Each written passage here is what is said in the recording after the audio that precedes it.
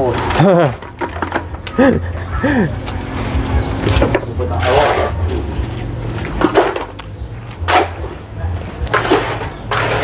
ถ้าก็ว่า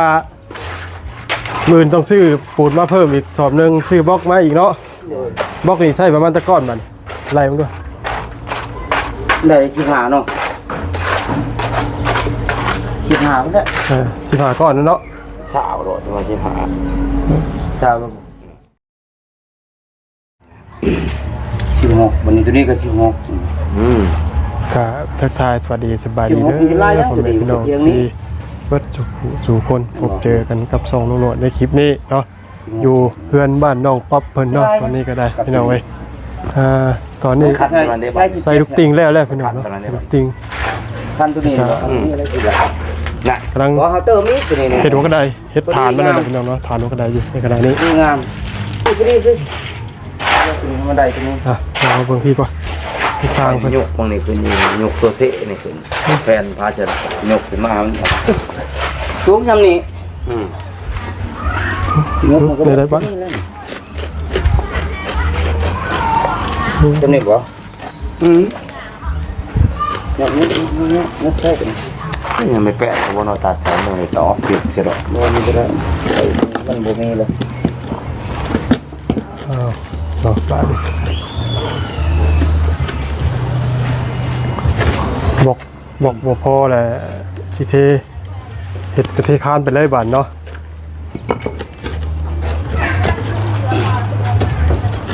ถึงเวลาหาทุกชิ้นมันบอกเด็ดเลยไปเลยอันเดียวไปใช้แซงบี้ไว้ใช่ไหมแซงบี้นู้นแล้วก็แปะด้วย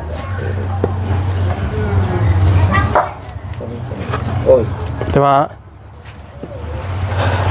าก็ปูนนี่จะได้ซื้ออีกนี่เนาะปูนบ่พอแล้วเพราะว่าเราอันมาผสมนี่เลยพี่น้อง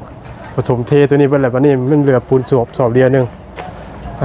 กอก็หันโบกก็หันเนาะแมนเทก็หันแมนแต่ว่าซื้อมาอีกสอบหนึ่งนะมันชี้คำว่าดินบล็อกเพราะอ่านกอเพราะเอาไว้เป็นสอบก็แล้วเป็น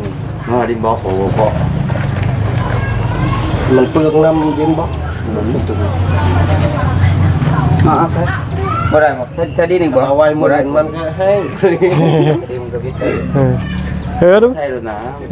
ไม่เห็นตานี่แล้วเนาะใส่คุกเลยเอาดีๆนั้นเพะอะต้องทำอะไร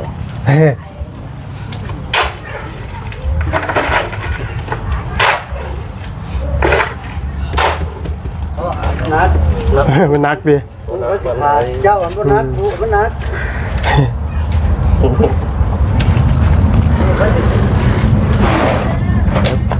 เสียดายแต่คุกล้อแหงคอยบริษัทวันนี้นี่ก็ตามปูนคุกป๊อปเตะให้เนาะป๊อปเนาะสบายดีป๊อปเด้อสบายดีเด้อทาง FC ปลาลุงกับลุงหนวดน้ำเด้อสบายพบเจอกันอีกรอบเนาะพี่น้องทางส่งลุงหนวด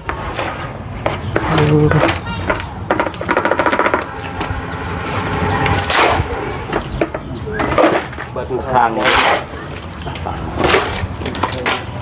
แต่ว่าบล็อกนี่จังใดก็ได้ซื้อมาคือเก่าเนาะซื้อแล้วบอกเพราะว่าจังใดมันก็ได้ใส่คือเก่าทุกนี้มันยังเหลือตัวนี้อีกก็เอาขึ้นไปอีก20 เซน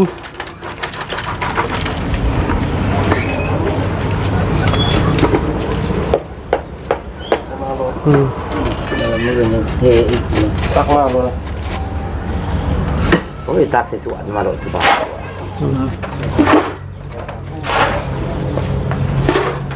โอเคว่าเอาเลยโอ้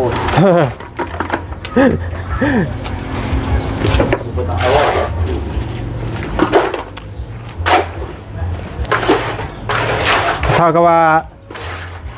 มื่นต้องซื้อปูนมาเพิ่มอีกสอบหนึ่งซื้อบล็อกมาอีกเนาะบล็อกนี่ใช่ประมาณตะก้อนมันไล่มันด้วยได้ชิหาเนาะชิหาไม่ได้ชิหาก้อนนั่นเนาะสาวโดดตัวชิหาสาวแน่นนะเพราะว่าตะกี้นั่นคอยคำนวณว่า50 ก้อนที่พอดีเหรอ มือนี่มาบล็อกเช้าก่อนเนาะปูนสอบหนึ่งคือสีเพียงพอเนาะเพราะว่าถ้าว่าแล้วบ่ผสมกันแล้วปูนมันก็สิพอดีครับเฮ็ดอีดอกพี่น้องเพราะแต่มันก็แต่เทื่อมันก็ปูนมาช่องสอบอยู่แล้วพี่น้องแต่เพียงแต่ว่าสร้างมาพาดตัวจาก แล้วนี่แหละ ร้อนเลยเราก็รางวัลที่หนึ่ง สนุกเลยพี่ยายตาเนี้ยตัวทึกตัวมาอย่างเงี้ย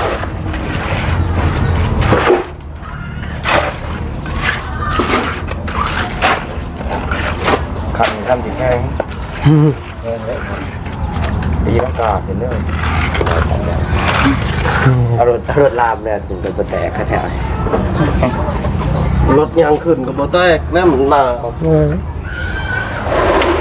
เราก็ประเทศนะ ลากัน ทั้งประเทศตึกว่ามัน เอ้าแบบที่เดิมประเทศว่าหัวกระไดบัดในวัดนะวัดอยู่บ้านเมียนหนวดพี่น้องเลยมาแล้วเวลาเป็นเฮ็ดอันดาเฮ็ดกระแพงไม้ให้ดูกระไดไม้รถทุบผมไม่ได้เท่าชิบเบอร์นี่ทุบไม่ได้ คือกล้าพูดเลย มันแทงเลยมันเป็นเพศหนามันหนาใหญ่กูนี่หลายเท่าเด้เป็นเทแบบที่ไร เอาพวกนี่นะครับเบิร์ดนี่ใช่ใกล้กันได้บ่ ก็ก่อนเดี๋ยวนี้กูได้เหรอ18ก็จะรู้บัวลงมาเนาะพอเนาะใช่เป็นโดน คักแล้วแบบนี้ ให้หมอทีผู้ชายมันออก มันนักปูนด้วยนะมันท่านแห้งมันนักเตื่อย mình chơi tay nó không bị lộ trong có tiện gì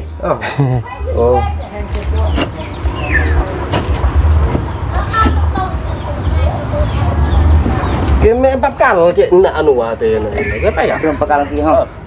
rồi nó đạp như là chơi không ngon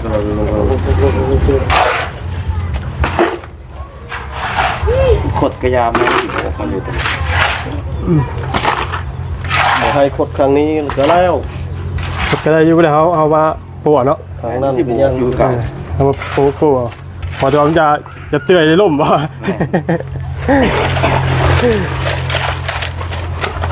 มันขันทางนอกมันขันนะ anh này lu anh này lu cho cái tô lần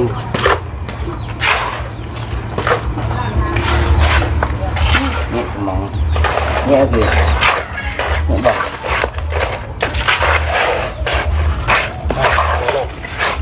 ถ้าก็ว่าหัวก็ได้คันนี่ปูนสอบหนึ่งผู้ดีเลยพี่น้องเลย อันเดียวนึง คันหนึ่ง คือเครื่องสอบ สอบหนึ่งผู้ดีเลย บ่อยแน่นอนเลยเจ้า ผู้ใดได้คันเดียวนี่พี่น้องเลยเอาครั้งนั้นพอไว้อันมาบืนบัดสิกองโยกอยู่พื้นพี่ดิสับสิยุกหามอีกแล้วบัดนักจัง ยังหมดใส่เถอะยังไปใส่มันเต็มเลยอะมาเถอะใส่เต็มเลยพี่แย่เลยเต็มเลยน่าไปเพออกยังไงใช่ไหมนี่ รู้ปุ๊บไปแล้วข้างนะข้ามอีกบาทนี่ ปิดออกแล้วเพราะมันปิด มันยังหมดทันติดเนาะ รวมกัน บ้านป๊อปสงสัยป๊อปต้องนอนเผาบนขึ้นแล้วมันนี่ ไปดู เฮ้ยอีกประมาณ1 2 ชั่วโมงก็ได้แล้วเนาะ แม่ ไม่ยอมออกบาทนี่พ่อคั่วออกแล้วบาทนี่ปึ๊บ เอาเองก่อน คือว่าทั้งสะพอพิษพลาดยังไงด้วยในงานนี่ เนี่ย มันตอบเป็ด แต่อยู่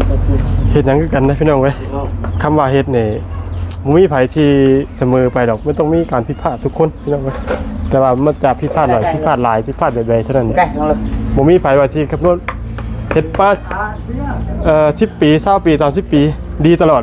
บ่มีดอกพี่น้องเว้ยบ่แม่นว่าเฮ็ดมา10 20 ปีแล้ว ทางเขาเป็นชั้นเป็นซี่พี่น้องก็ทางมันมีผ้าทุกคนสีมือดีเท่าไหร่ก็ยังผ้าคือจริงนอกจากเฮ็ดเทือนมากระไดหลังแล้วเรายังมาผ้าดีว่ากระไดคันเดียวเนี่ยวะ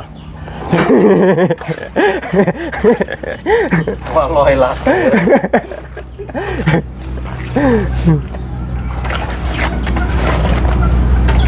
ว่ากันได้ว่าเพิ่นบ่ผสมปูนเนี่ยยังว่าเขาถาซื้อบล็อกบาทเดียวมื้ออื่นก็จบเนาะ แม่น แต่วันนี้เราแหละมันได้ผสมปูนแล้วบาดนี้แหละมันเฮ็ดหยังบ่ได้เลยพี่น้องสิทิมก็สิได้สิบายก็ขี้เกียจจำเป็นต้องมาใส่ไว้กระไดขันนี้ จะเป็น คันขึ้นก็เสียละล่ะ แม่ยังบ่มีประโยชน์ ใส่ก็ใส่ลายอีก ที่ผมยังบ่มีประโยชน์อย่างเลยแหละ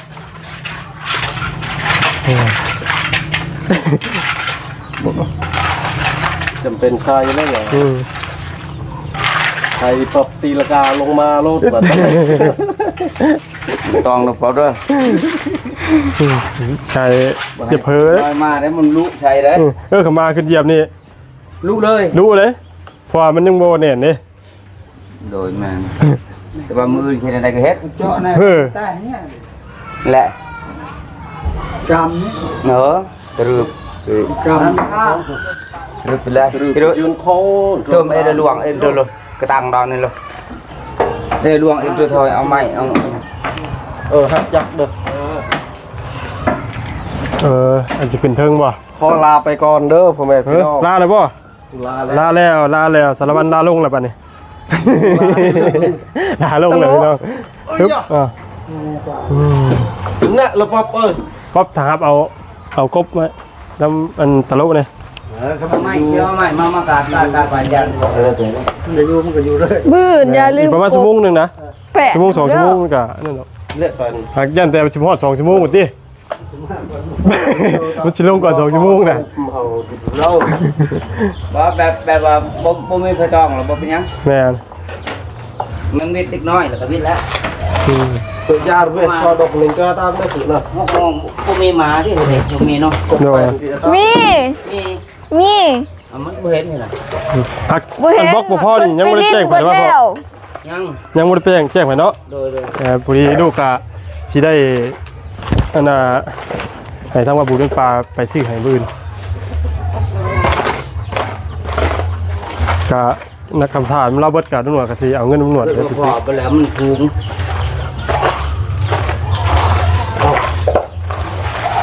หนักไม่ยอมแหละก็กลมมาเลย เปิดบ่ได้เนี่ย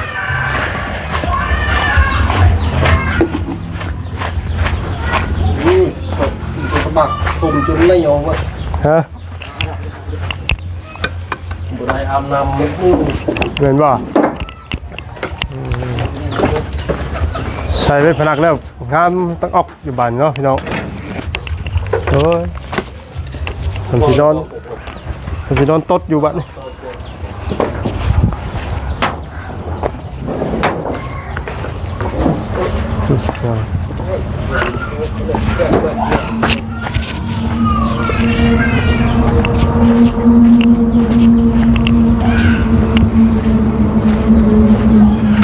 ตาปลากันแย่อย่ากบตลอดนั่งไง ช่วงค่ำเนาะ เนี่ยบ่ได้ ทางเมื่อพอดีเบิดมือเราก็ได้ ตาย มื่น ร้อยมั้ง มื่นกบต่อ ร้อยอย่าบ่สิดอก ตาดาว กระโหลก โอ้ยจะปะเตะ12โมงเวทบ่ให้เข้ายี่อ่ะ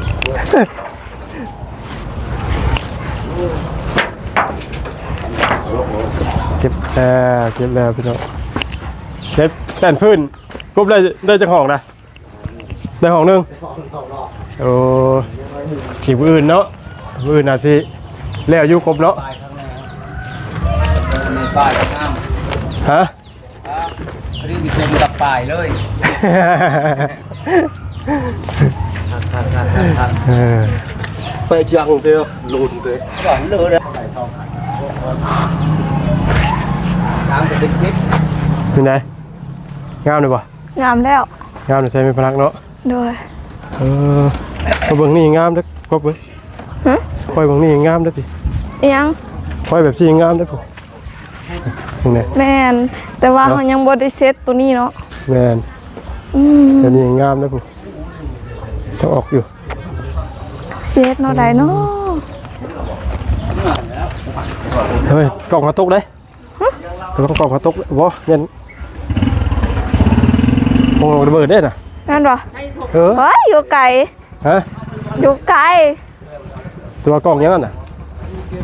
มาไกลได้มาไกลได้มาแต่ไกลได้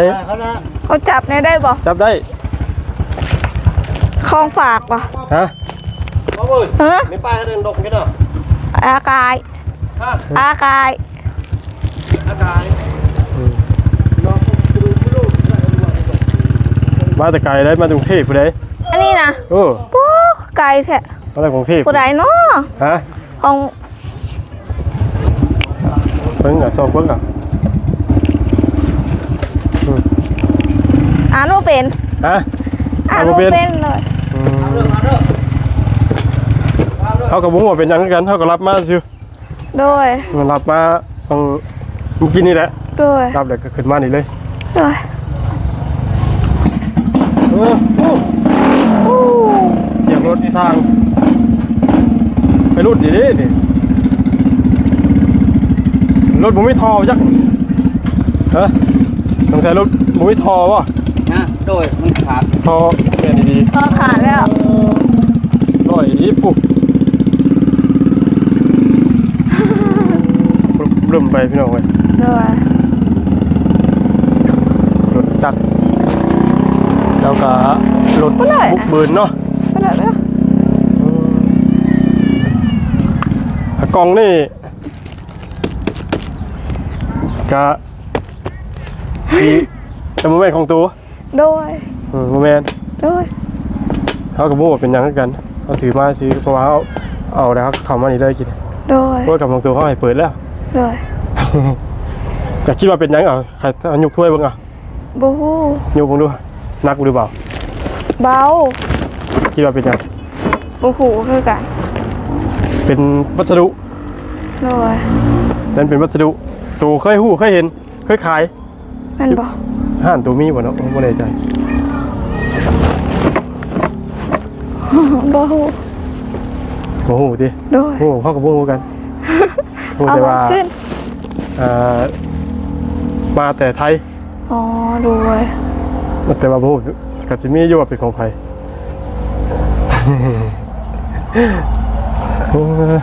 สร้างเมื่อตะเวนในมื้อนี้เนาะ โดย น้องเว้ยแล้วก็ใส่ลูกติ่งใส่บันไดแต่ว่าบล็อกบ่พอพี่น้องเว้ย แม่น บล็อกบ่พอแหละวันนี้ทางสร้างเราอันว่าได้ผสมเลยพี่น้องเว้ยบาดนี้เราก็เลยบ่จักความเฮ็ดถิ่มกับสิได้จำเป็นต้องเอามาเทใส่คันเดียวพี่น้องเว้ยมันก็เลยถ้าก็ว่าบ่อื่นต้องได้ซื้อบล็อกเพิ่มอีก20ก้อน โดย ปูนอีกสอบหนึ่ง โดย เพิ่มเติมอีกเนาะเพราะว่า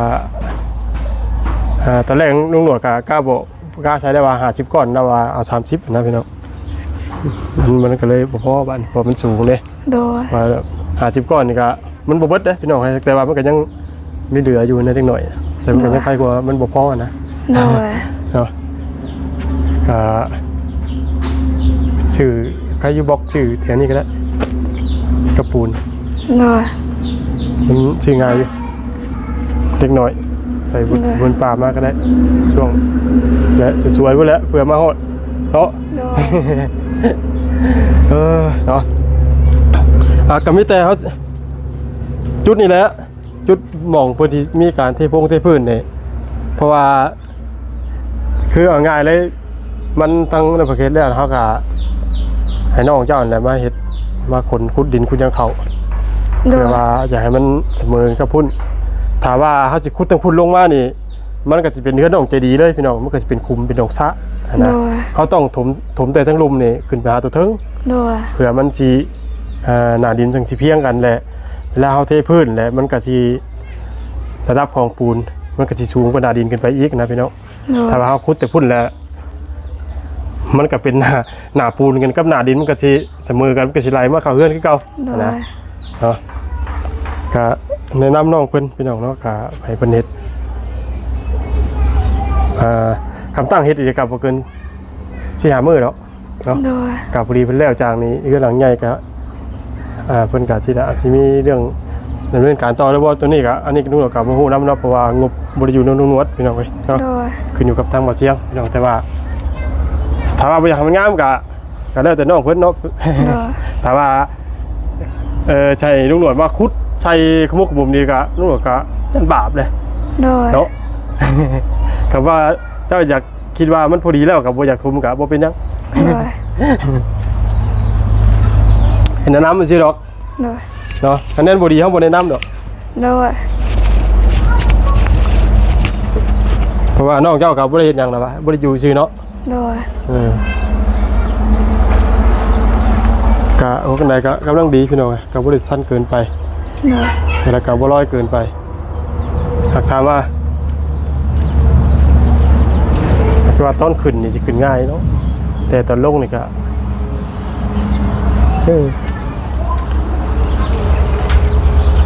ต้องจึกขึ้นไว้ประมาณสัก5 เซนเนาะ10 เซนลอยมา1สิพอดีอยู่คักอยู่เนี่ยอันนี้ก็คักแล้วแหละพี่น้องเอ้ยโอ้ยเนาะทุกติ่งเราใส่ไว้เนาะ โดยใส่เบิดแล้ว ปืนนี่ยันแล้วอยู่ข้างใน โดย มื้อนี้เราก็อุตส่าห์จิเร่งให้มันแล้วฐานมันเพื่อว่าผู้อื่นจะสิได้เอาคืนเขาพี่น้องเอ้ย โดย แต่ว่ามันแบบมันก็คือว่าแล้วผู้อื่นเนาะเอาเขาได้อยู่ผู้อื่นขุดดินเขา โดย เขาบ่หลายแล้วดอกบ่เกิน10-20ล้อดอกป๊อบ โดย ขุดเอาแล้วแถวริมโคนไผนี่ไผดอกมันมีหม่องขุดหลายอยู่พุ่นก็แม่นพุ โดย เนาะหลายหม่องหลายที่ เขาเจ้าบ่ให้ขุด ฮะ เขาเจ้าบ่ให้ขุดแล้ว ไว้ขุดแล้วบ่ โดย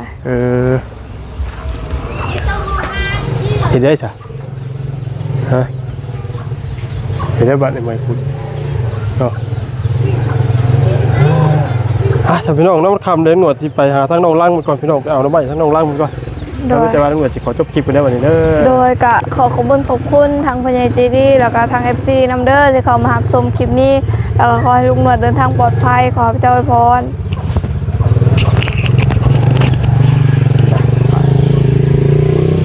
เนาะพี่น้องกา